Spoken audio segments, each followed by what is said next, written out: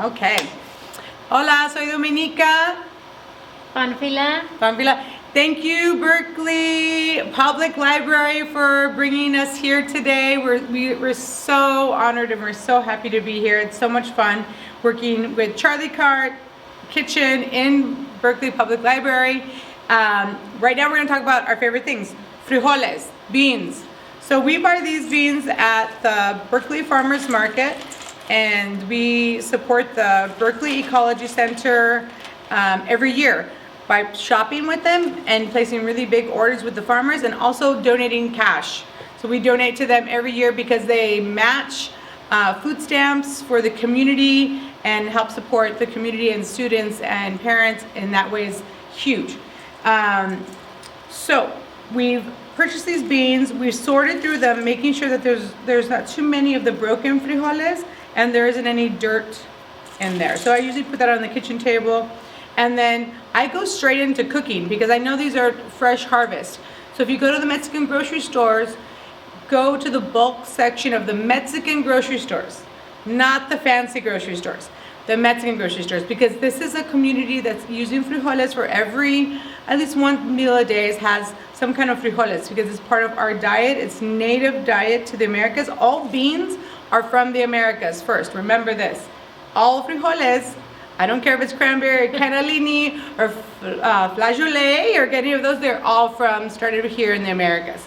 So this is very important to us. And it also means that that bulk section is gonna be refilled every other day.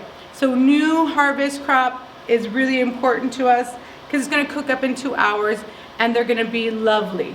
But if you have frijoles and you're not sure, when they were harvested, then just soak them overnight. And you'll see, they plump up beautifully, and then I just throw them straight into the pot, okay? So we're gonna go for it. And we're gonna show you how we season them and cook them at Cosecha. And this, again, is a big request from a lot of my guests. They ask us, like, the number one question is, how did you make the beans? Where did you buy the beans? So we're telling you now, we're sharing this information with you. So we don't soak the beans at Cosecha either. But at home, if I have a bag and I'm not sure how long it's been around, I'll soak them overnight. You could also do a quick soak, which some people do, is you just boil it with water and then strain it out and then start from that point. You can get a quick soak. Add that to your pot, add fresh water, and have it on a low simmer, and then I start immediately with salt. So I add always like about a tablespoon of salt to the frijoles, and the water, you want the water to go up about 2 inches above where the bean is. And you want to maintain that level of water, not too much, because then the beans will never really cook. They'll just kind of be fighting against the agua for survival. But you want them to be kind of snug with a little bit of water on top, about 2 inches. And then this is the secret ingredient for me for making beans.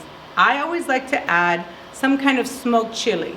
So if you have chipotle chili powder or whole chipotle pod, go for it. Add it immediately to the pot. Don't add anything with tomato. Don't add anything with vinegar. So if you have chipotle in a can, you can add that, but at the end. Okay, so I also get some really great chilies from the farmers market, and this is from one of the people in the community he's Italian American, and he roasts and dries and grows and smokes his own dried chili, and they're so good. So just one into the pot and it's perfect. There's also herbs that I like to add. Some people add epazote. They say it helps fight against like gas, but it also, I think it's mostly for flavor. Okay, so just so that you know, I like to add a bay leaf. Some people, if you want to go more Italian, you would go into like maybe a little bit of rosemary. But it's nice, if you don't have any herbs, no problem. But I mean, a little dried oregano would be lovely. In my family, we always start with a little bit of onion into the pot and a little garlic. But sometimes, I forget. I forget to bring onions home from the grocery store. So I just add a little bit of garlic. or if it's just garlic salt, go for it.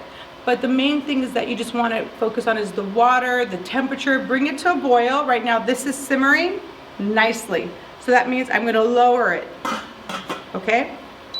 And then I'm going to just let it cover it. You can also cover it a little bit, but you want it to try to find that level in your stove where it's just going to be really nice for 2 hours. You can add a little bit of water after the first 30 minutes, and then just let it simmer slowly, undisturbed.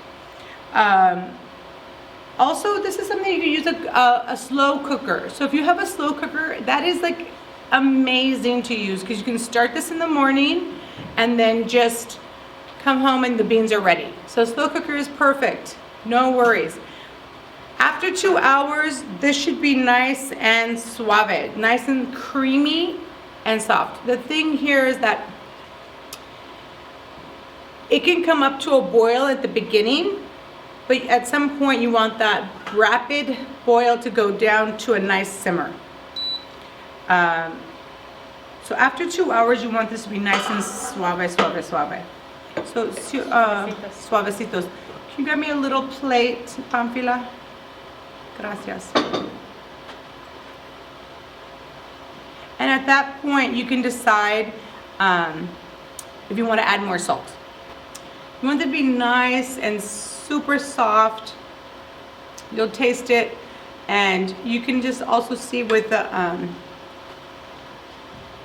a little bit more here, just to check. Yeah. So you can just check it, and then you just want them to be really nice and soft. Ooh, Dios mío, caliente. And nice and creamy, and you're ready to roll. But, you know, why stop there? This is what my father-in-law would do.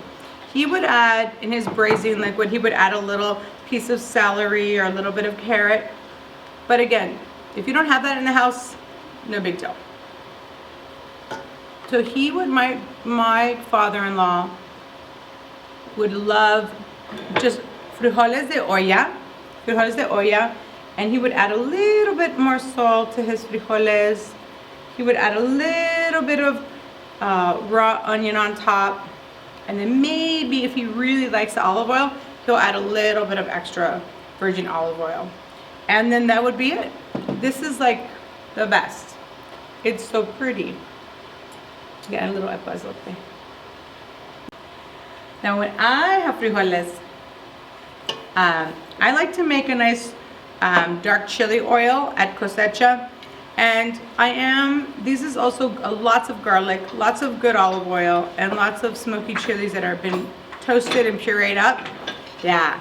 So this is something I'm working on so that I can make sure that you guys can buy this and just take this home, and you could add this to any kind of stir fry and or stew or over the frijoles.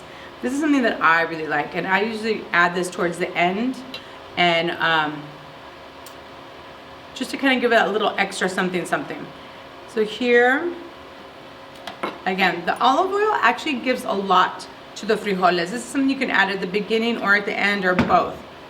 And it's super nice to get a little chili, a little extra dark chili in there. So the reason why I like to add the smoked chili and not just a jalapeno is because when you're working in Mexico, which I did for a few years, is that almost every other item is cooked over mesquite or wood.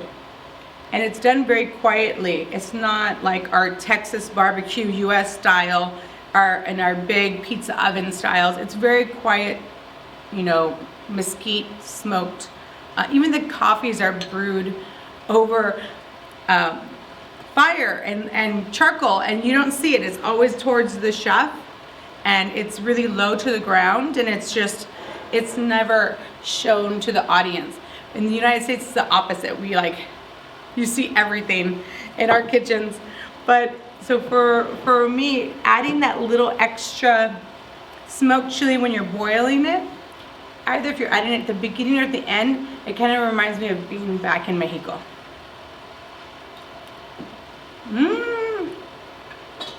Here's a little heat. but it's mostly smoky. Thank you.